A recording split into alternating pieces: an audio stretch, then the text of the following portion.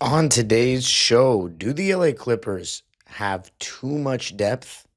Going to be talking about it all on today's Locked On Clippers.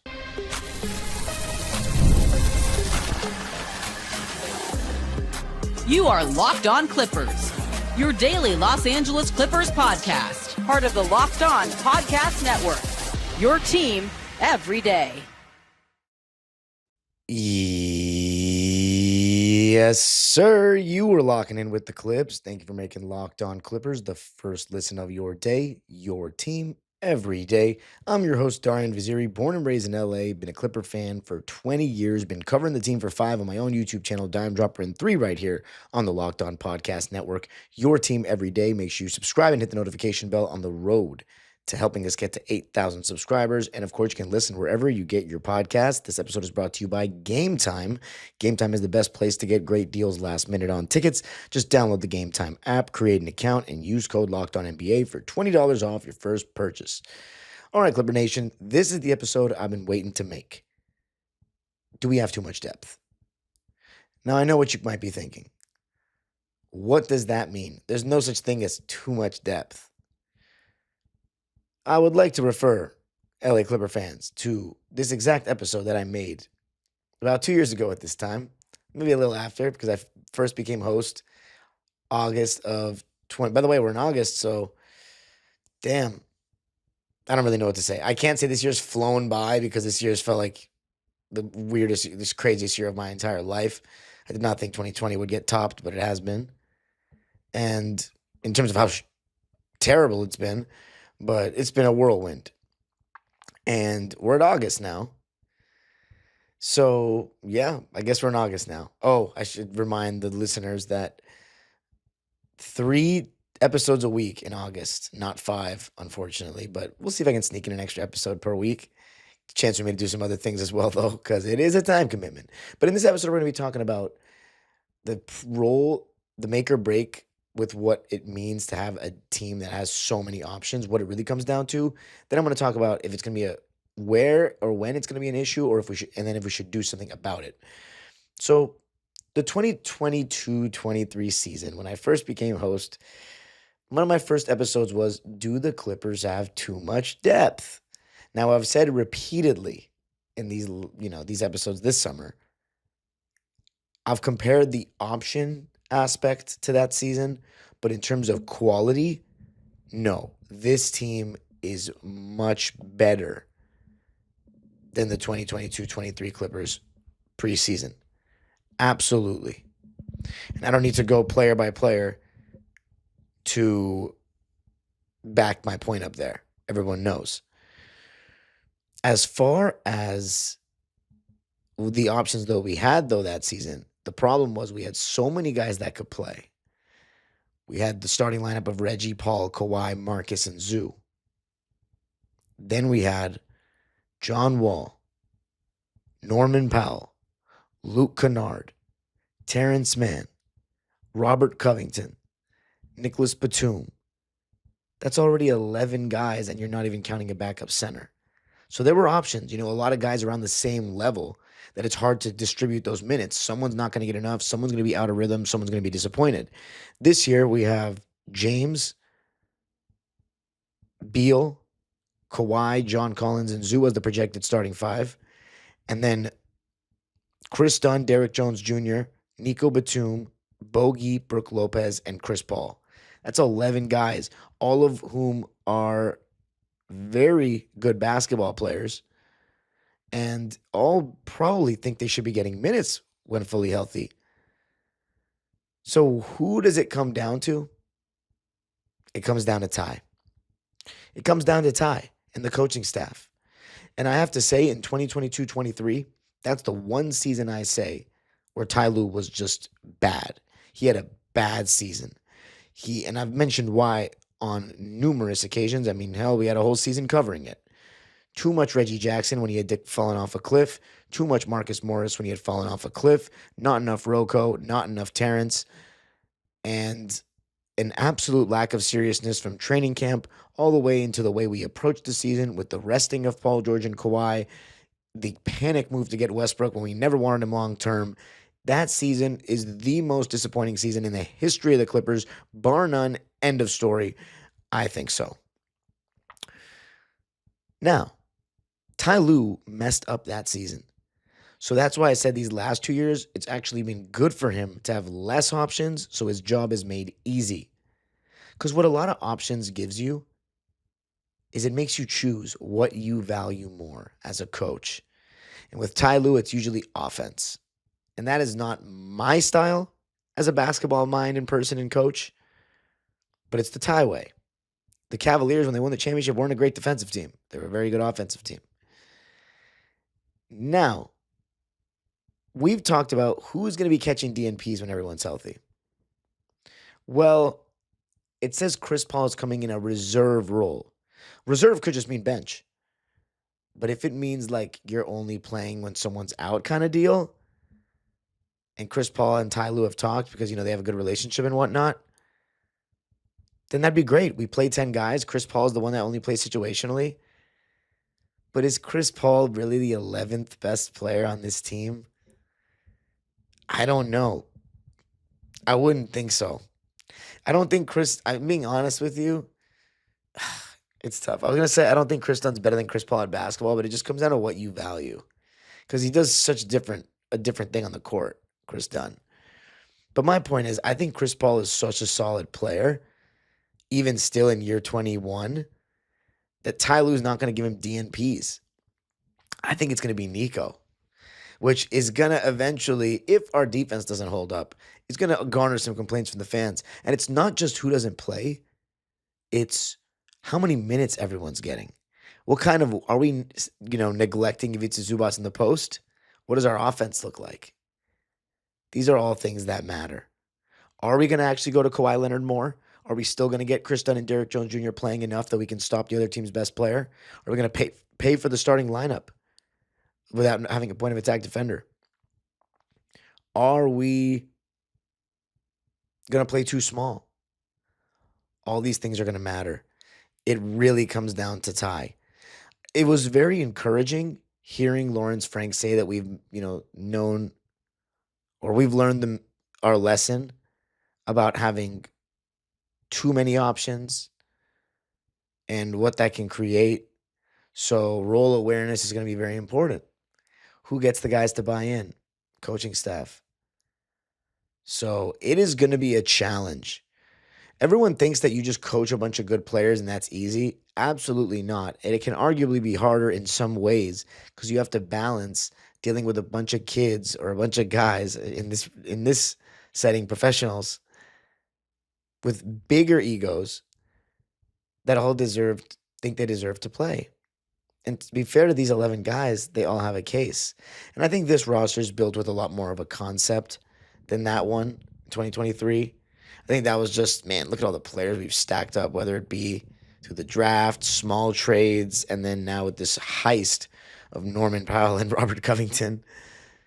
But this year we have the kind of the big four, scoring-wise, in the starting lineup with Kawhi, Zoo, Beal, and Harden. Beal coming in to replace Norman Powell. We added that four that we wanted in John Collins. So we filled a need. And then off the bench, we have a secondary ball handler that's one of the best in the business, has only come off the bench 1 year of his 20-year career, and that's CP3, arguably the greatest Clipper of all time, who's still capable of being a bench point guard in this league, you better believe it, and one of the best pick-and-roll guys in the league. So when James Harden comes out of the game, you still have a maestro in pick-and-roll. Then you have Bogey, solid guy that can play off the ball, knock down threes. You need some guys that can play off the ball and work off the catch. Next to James Harden and Chris Paul, he fills right into that role. Where are your point of attack defenders? Derrick Jones Jr. and Chris Dunn. How about Nico Batum to get into that mix and a switchable guy that can guard up? Now you got 3 guys that can guard point of attack, not even counting Kawhi. And then, of course, Brook Lopez to back up Ivica Zubac and give him some rest. You have a replacement for everybody. You're in a situation where if a guy gets injured, we have a guy to come in immediately and replace that guy. So coming up, going to be talking about if the depth problem is going to matter during the regular season.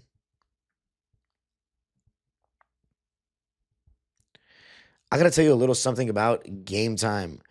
We've all been in situations where you don't know if you want to go to a game till the last minute. I had situations like that back with Lob City. I had situations like that with 213. I had situations like that with the Dodgers. I mean, you just never know sometimes if you live a hectic schedule.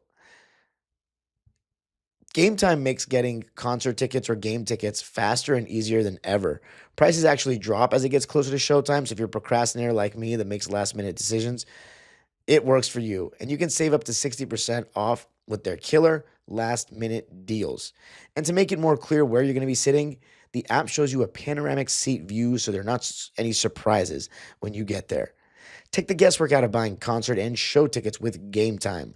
Download the Gametime app, create an account, and use code LOCKEDONNBA for $20 off your first purchase. Terms apply. Again, create an account and redeem code LOCKEDONNBA for $20 off. Download the Gametime app today. Last minute tickets, lowest price, guaranteed. All right, to the LA Clippers, coming in hot with 11 guys that are solid NBA players.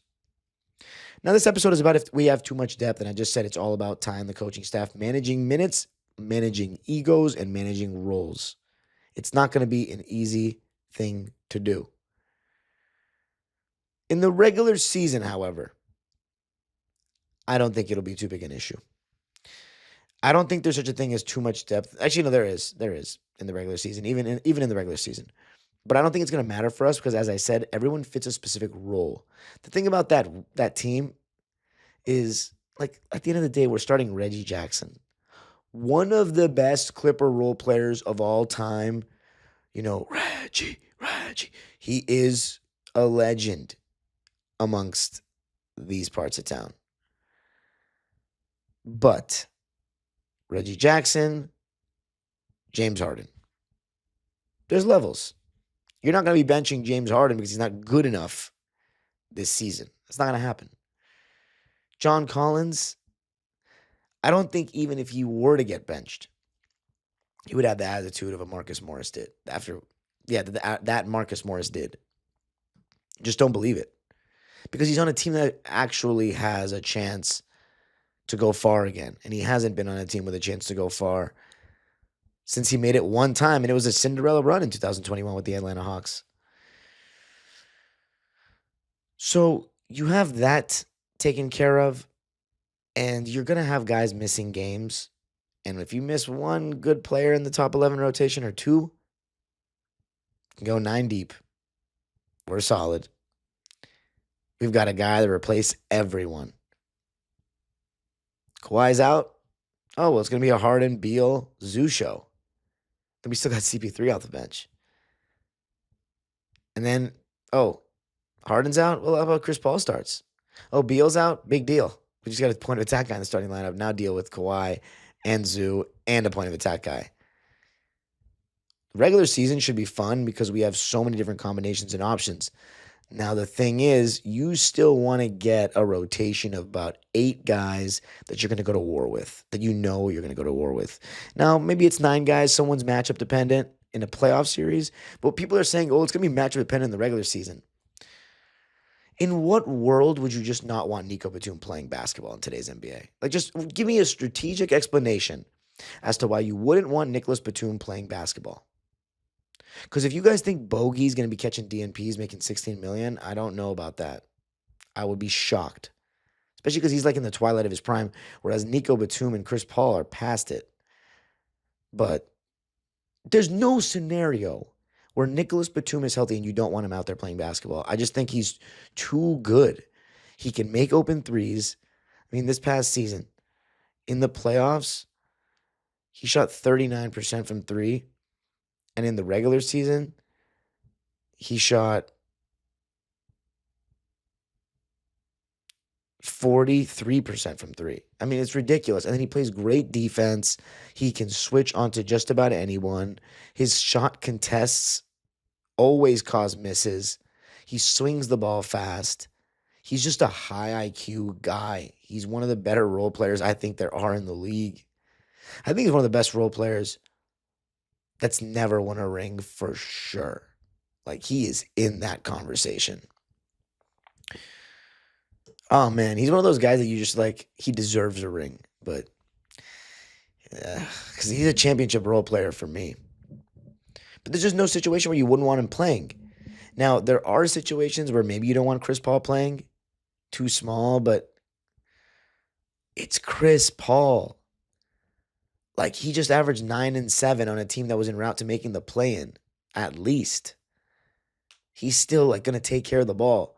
He's still the second best ball handler and pick and roll player on this team after Harden, and he's 40. I just don't see it, especially with the way Ty Lue values playmaking. I just don't see it. But it would be nice if Chris Paul does buy into some DNPs because that would make things a lot easier.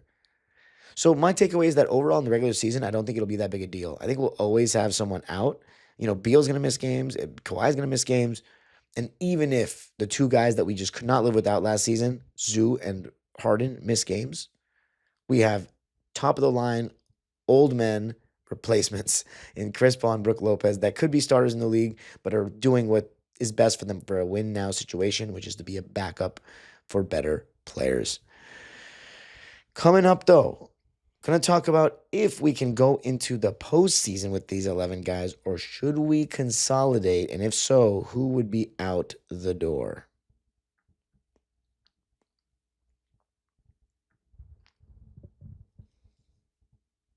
All right, so the Clippers this season with a deep roster of 11 playable guys. That's not even counting guys like Kobe Brown and Cam Christie and Yannick Conan Niederhauser and Kobe Sanders and Jordan Miller that, are going to be in the fray in terms of two ways or just being on that bench. But this Clipper team is loaded. Now, are we too loaded? I said it's going to come down to Ty Lue and the coaching staff. But it's going to be very hard to make decisions, especially if they want to shrink the rotation down to 9. Like, who's not playing? For real. And are you just playing guys 2, 3 minutes, 5 minutes? Like, that's not going to give them any kind of rhythm at all.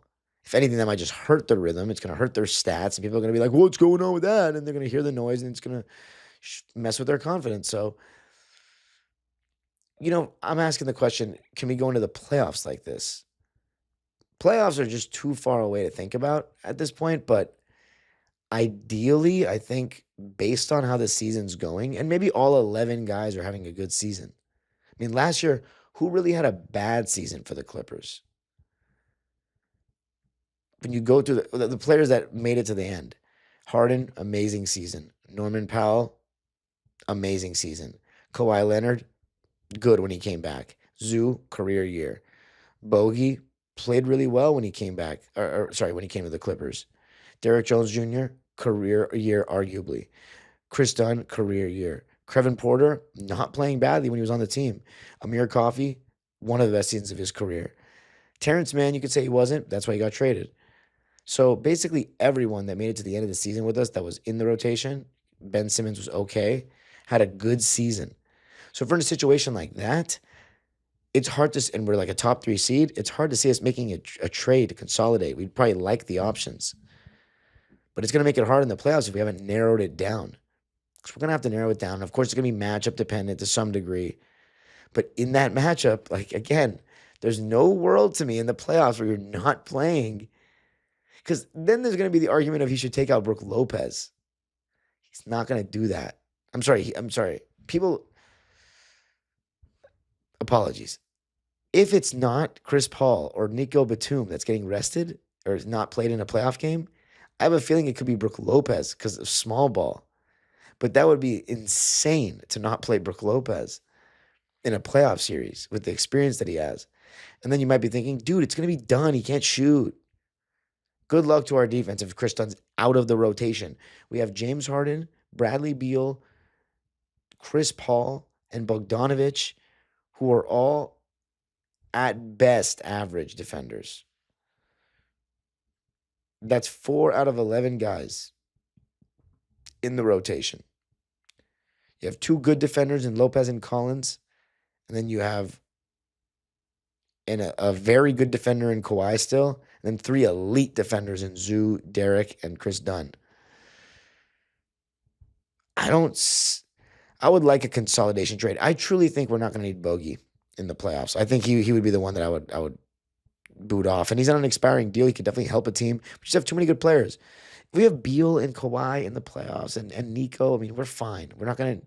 It's nice to have another movement or spot up shooter, but hey, man, you need guys that can guard at the end of the day. And it would be nice if we could just like combine Chris Dunn and Bogey into one player.